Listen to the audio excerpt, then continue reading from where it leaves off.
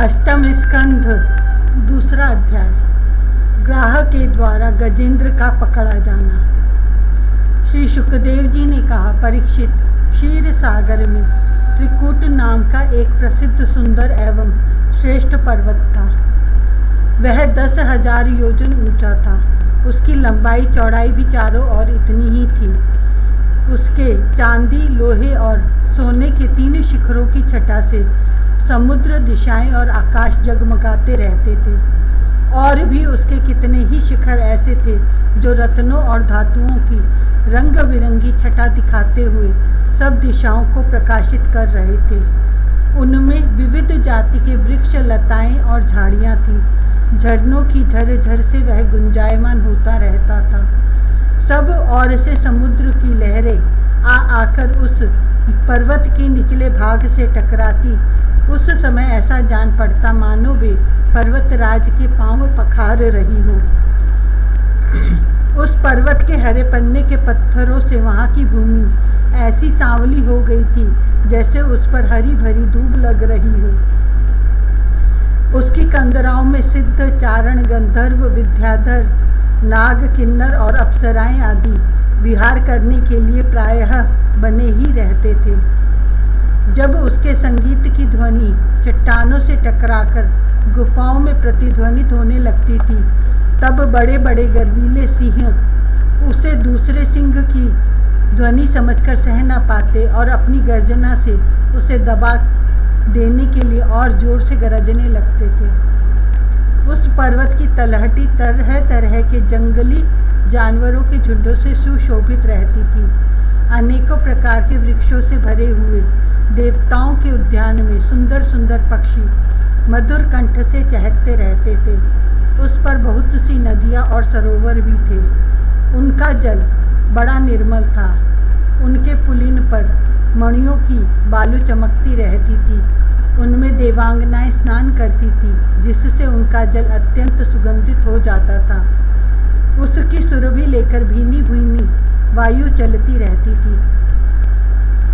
पर्वतराज त्रिकुट की तराई में भगवत प्रेमी महात्मा भगवान वरुण का एक उद्यान था। उसका नाम था ऋतुमान। उसमें देवांगनाएं क्रीड़ा करती रहती थीं। उसमें सब और ऐसे दिव्य वृक्ष शोभायमान थे जो फलों और फूलों से सर्वदा लदे ही रहते थे। उस उद्यान में मंदार, पारिजात, गुलाब, अशोक, चंपा, तरह तरह के आम, पयाल, कटहल, आमड़ा, सुपारी, नारियल, खजूर, बिजौरा, महुआ, साखू, ताड़, तमाल, असन, अर्जुन, रीठा, गूलर, पाकर, बरगद, पलाश, चंदन, नीम, कचनार, साल, देवदारू, दाख, ईख, केला, जामुन, बेर, रुद्राक्ष, हर्रे, आंवला, बेल, कैथ, नींबू और भिलावे आदि के वृक्ष लहराते रहते थे। उस उद्यान में एक बड़ा भारी सरोवर था। उसमें सुनहले कमल खिल रहे थे और भी विविध जाति के कुमुद, उत्पल, कलहार, शतदल आदि कमलों की अनूठी छटा छिटक रही थी। मतवाले भौरे गूंज रहे थे। मनोहर पक्षी कलरव कर रहे थे। हंस, कारंडव, चक्रवाक और सारस दल के दल भरे हुए थे। पनडुब्बी, बतख और पपीहे कूज रहे थे।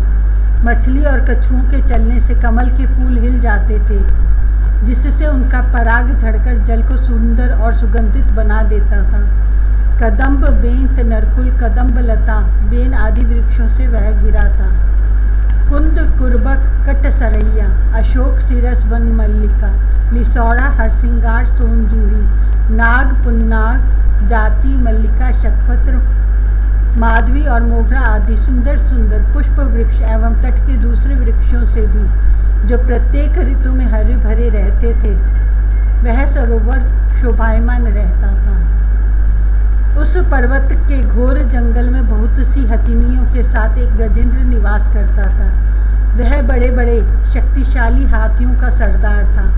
एक दिन वह उसी पर्वत पर अपनी हथिनियों के साथ कांटे वाले कीचक, बांस, बेंत, बड़ी बड़ी झाड़ियों और पेड़ों को रौंदता हुआ घूम रहा था। उसकी गंध मात्र से सिंह, हाथी, बाघ, गैंडे आदि हिंस्र जंतु, नाग और काले घोड़े शरभ और चमरी गाय आदि डरकर भाग जाया करते थे और उसकी कृपा से भेड़िए, सुअर, भैंसे, रीछ, शल्य, लंगूर तथा कुत्ते, बंदिर, हरिण और खरगोश आदि क्षुद्र जीव सब कहीं निर्भय विचरते रहते थे। उसके पीछे पीछे हाथियों के छोटे छोटे बच्चे दौड़ रहे थे। बड़े बड़े हाथी और हथीनियाँ भी उसे घेरे हुए चले रही थी। उसकी धमक से पहाड़ एक बार की कांप उठता था।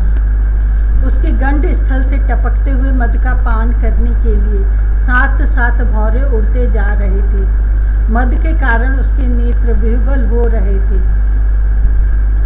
बड़े जोर की धूप थी, इसलिए वह व्याकुल हो गया और उसे तथा उसके साथियों को प्यास भी सताने लगी। उस समय दूर से ही कमल के पराग से सुवासित वायु की गंध सूंघ कर वह उसी सरोवर की ओर चल पड़ा, जिसकी शीतलता और सुगंध लेकर वायु आ रही थी। थोड़ी ही देर में वेग से चलकर वह सरोवर के तट पर जा पहुंचा।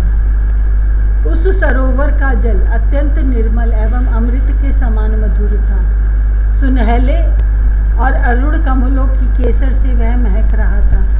गजेंद्र ने पहले तो उसमें घुसकर अपनी सूंड से उठा कर जी भर कर जल पिया, फिर उस जल में स्नान करके अपनी थकान मिटाई।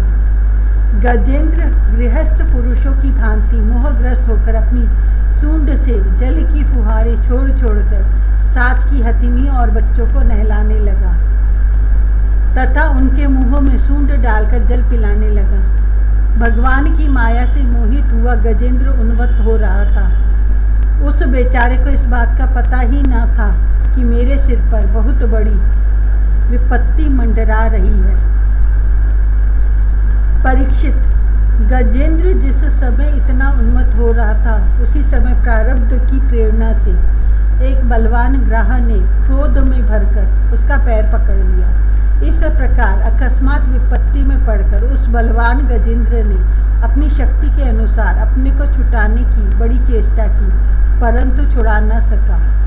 दूसरे हाथी, हथिनियों और उनके बच्चों ने देखा कि उनके स्वामी को बलवान ग्राह बड़े वेग से खींच रहा है और वे बहुत घबरा रहे हैं। उन्हें बड़ा दुख हुआ। वे बड़ी विकलता से चिंघाड़ने लगे।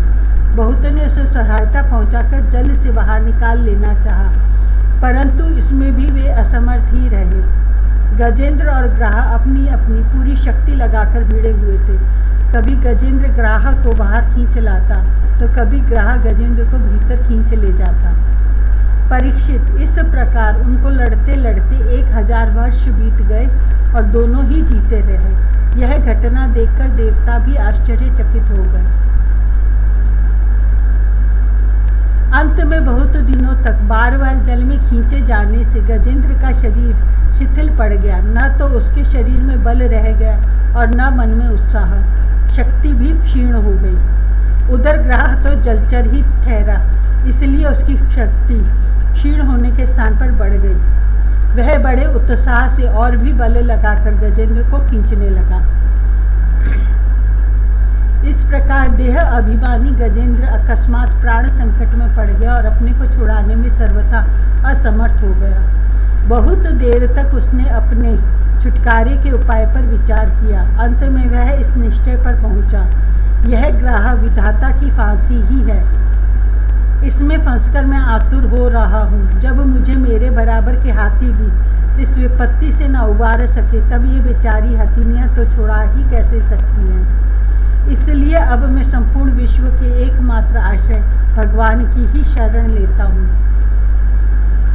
काल बड़ा बली है, यह सांप के समान बड़े प्रचंड वेग से सबको निगल जाने के लिए दौड़ता ही रहता है। इससे अत्यंत भयभीत होकर जो कोई भगवान की शरण में चला जाता है, उसे वे प्रभु अवश्य अवश्य बचा लेते हैं। उनके भय से भीत होकर मृत्यु भी अपना काम ठीक ठीक पूरा करता है। वही प्रभु सबके आश्रय हैं। मैं उन्हीं की शरण ग्रहण करता हूँ।